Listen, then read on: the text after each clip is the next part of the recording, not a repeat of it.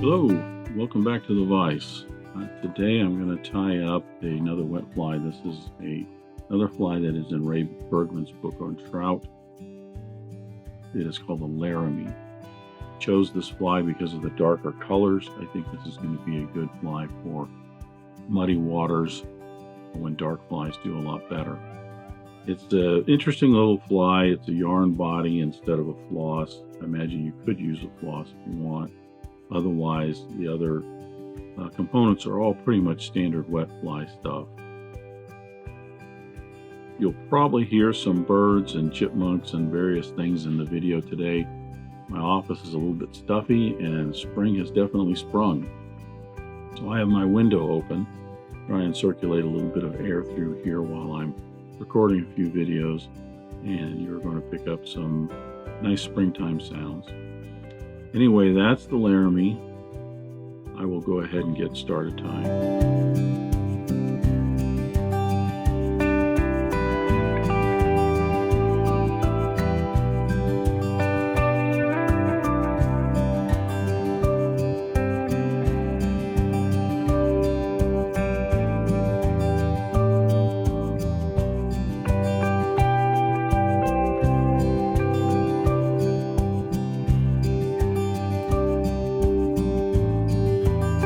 I'll begin the Laramie by placing my hook in the vise. This is a Mustad 33.99 in a size 4.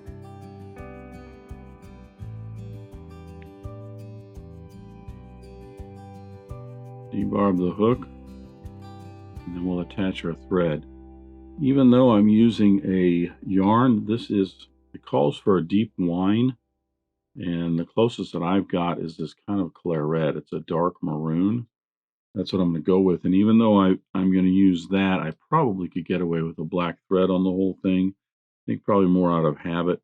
I'm going to start with a Danville 6/0 in white. Attach my thread just behind the eye of the hook and run it down the length of the shank to just past the point of the hook. This gets me right set up for tying in the tip.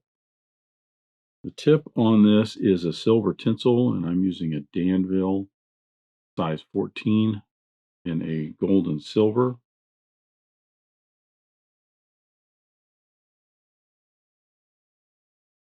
I'll attach that with the gold side up.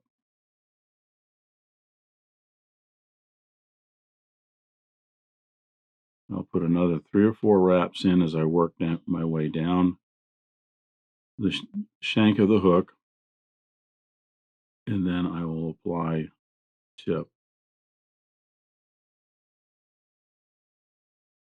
I'll put 4 wraps down the shank and then 4 wraps back up to make the tip of the fly.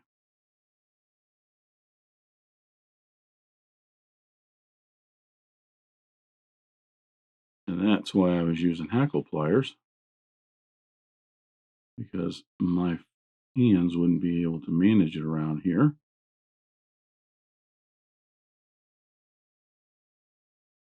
And of course, it popped out.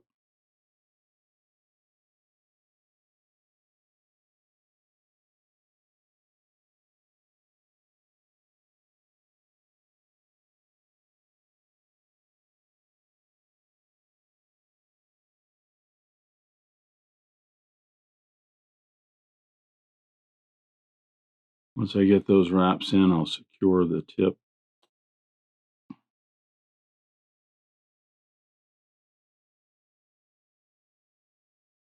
and trim away the excess.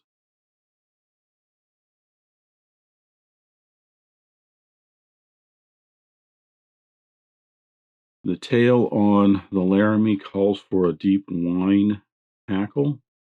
And again, I don't necessarily have one that is a deep wine color. It's more of a claret. The interesting thing in the industry I've noticed in the last 10 to 15 years,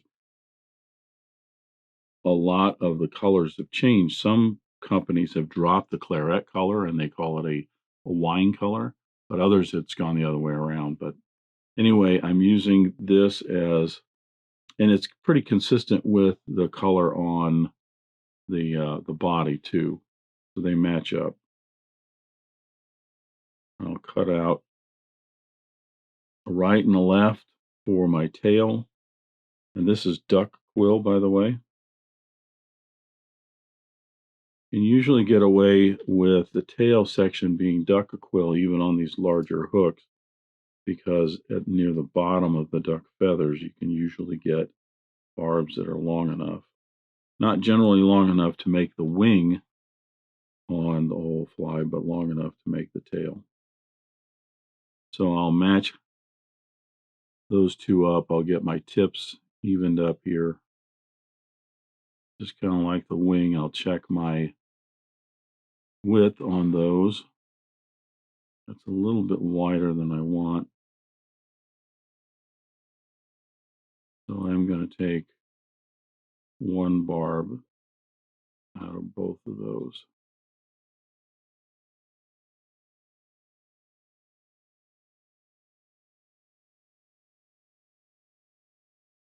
I want this to be about a shank length long.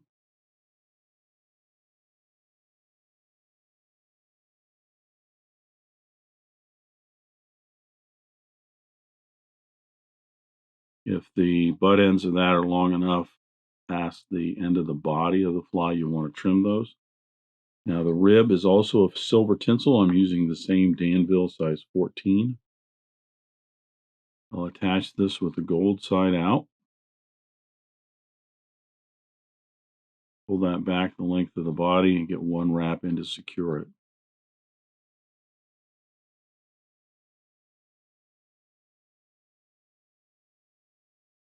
The yarn that I have is each strand is composed of 2 smaller strands. And for this size hook, I'm going to double that over, so I've got 4 strands in there. I'll secure that onto the hook shank. I want the end of that to be the length of the body. Get a little bit of wax on my thread.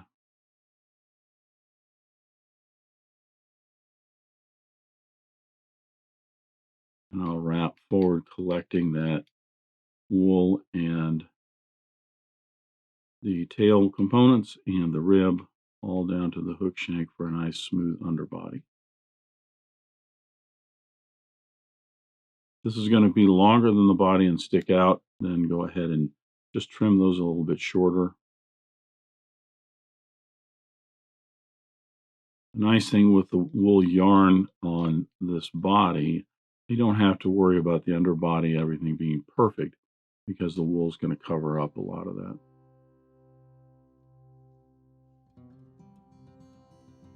Get my first wrap around. I want to make certain I'm covering up any thread wraps.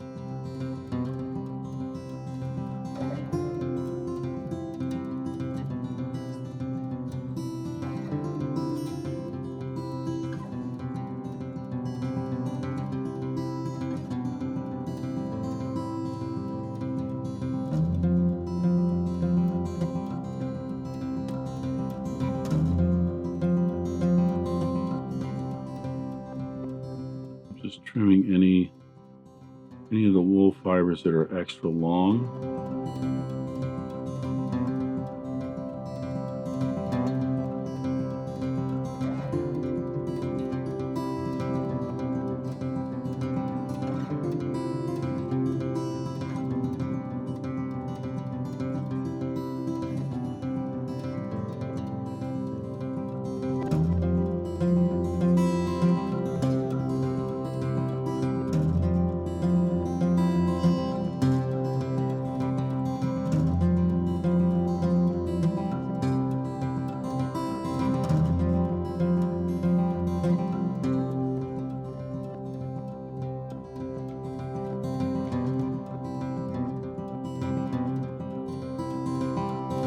Sometimes when you're tying in the materials as well as putting in the underbody, the torque on the thread and the wool and everything can pull the back end just over a little bit.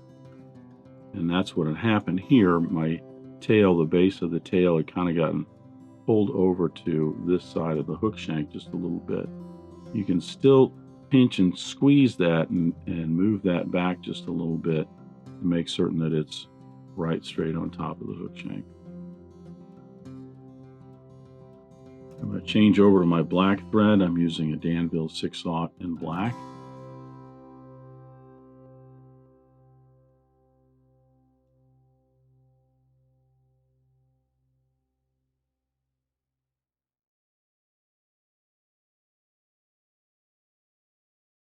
The rest of the fly is pretty straightforward in that we've got a throat and a wing. The throat is a black Hackle. I'm just going to use some black Schlappen for this.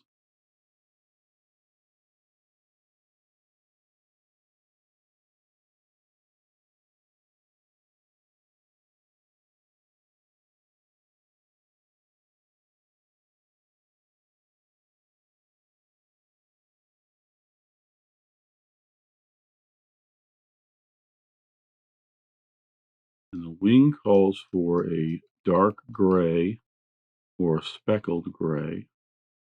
So I'm going to use, this is some dark gray goose quills.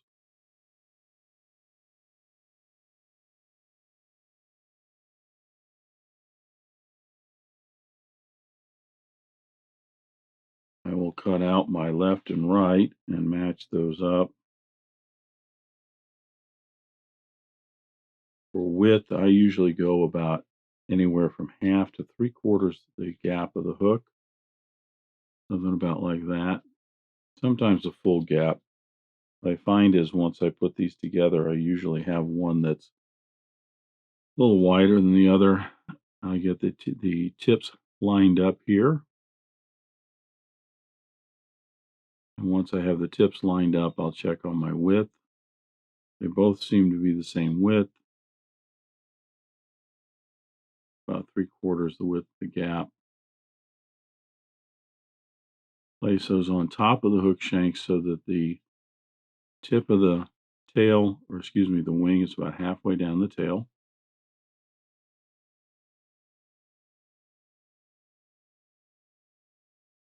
And a little pinch wrap.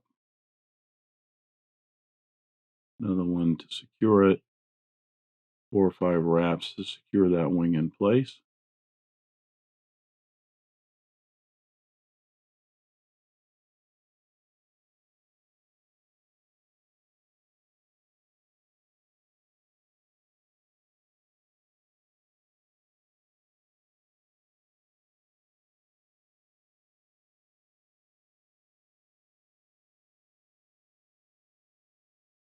Bring my thread down to just behind the eye of the hook and work my way backwards.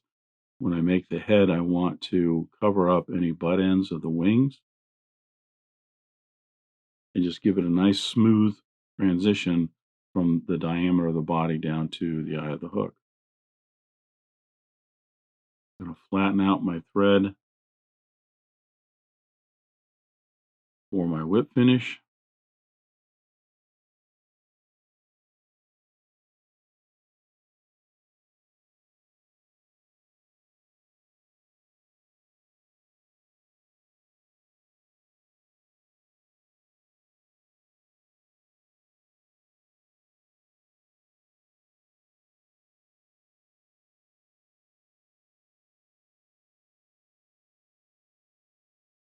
One thing I want to note here as tires, if you're going to tie some of these wet flies,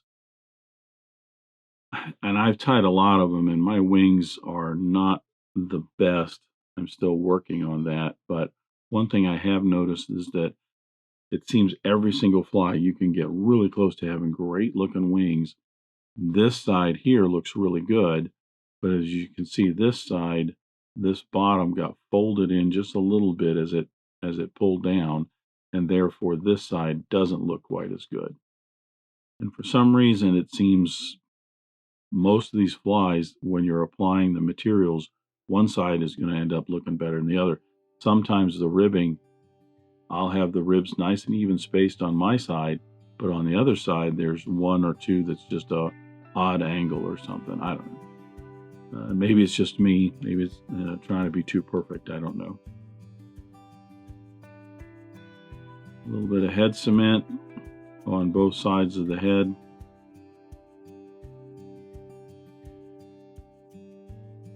And that'll soak down in there. And in a moment I'll come back and I'll put some black lacquer on this just to smooth that off a little bit and put a nice finishing touch to our Laramie. So that's the Laramie. Like I said, not much in the way of history that I found on this fly. I like it because it's a nice dark pattern. I think it's going to do well when it comes to off-colored water or muddy water because of the dark pattern. But it was a fun fly, especially if you like the wet flies. So that's the Laramie, and thank you for watching today. Thanks for joining me at the Vise today. I hope you learned at least a new pattern, if not a new technique, maybe a tip or trick here and there. If you have any questions about this fly or any of the techniques used in constructing this pattern, please leave them in the comments section down below. If you go to the trouble to ask a question, I'll go to the trouble to answer it. If you'd like to help dressed irons, please share this video with your friends and anybody you think that might enjoy this pattern. Until next time, remember, it's fly tying. If you're not having fun, then you're doing it wrong.